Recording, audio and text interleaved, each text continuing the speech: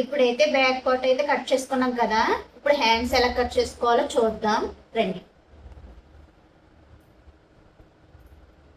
ఇప్పుడు ఆది బ్లౌజ్లోని హ్యాండ్ ఎంత పొడవు ఉందో చూసుకోవాలి.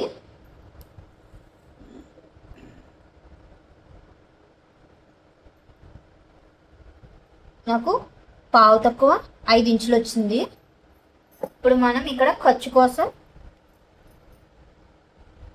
అంటే మడత పెట్టాలి కదా, దానికోసం 1 ఇంచు మార్క్ చేసుకుంటున్నాను. ఈ 2 మార్కింగ్లని కలుపుకుందాం. హ్యాండ్ పొడవు పావు తక్కువ 5 కదా, 5 వచ్చింది కదా.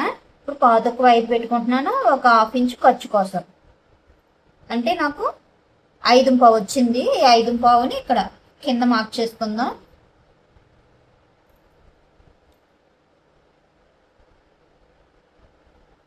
ఇక్కడ 3 ఇంచెస్. ఓకేనా.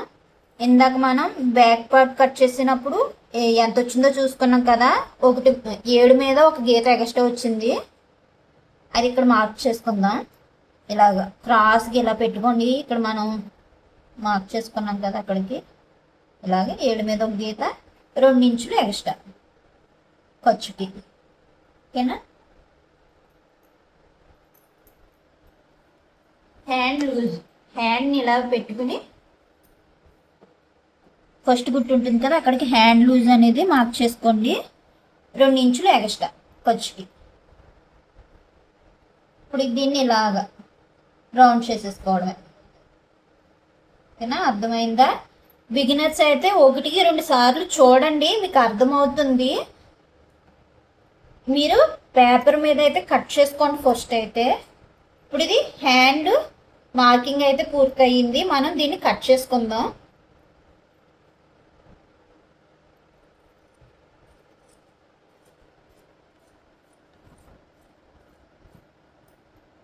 ఇక్కడ ఒక టక్స్ పెట్టుకుందాం.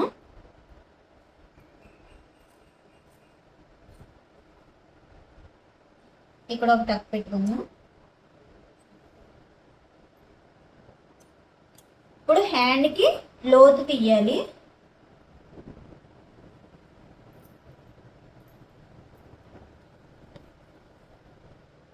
ఇక్కడి నుంచి ఇక్కడికి ఇలా పెట్టేసిన టేపు సకానికి ఇలా ఫోల్డ్ చేసుకుని మనకి ఒక మార్కింగ్ పెట్టుకోండి. ఎక్కడి నుంచో ఒక 1/2 ఇంచ్ కాడికి ఇలా పెట్టుకుని ఇలా ఇలా తీసేసుకోవడమే. ఈ లోతు తీసుకోవాలండి, లేకపోతే మనకి చంకల దగ్గర ముడతలు అనేవి వచ్చేస్తాయి. ఓకేనా. ఇక్కడ ఒక కట్ పెట్టుకుందాం.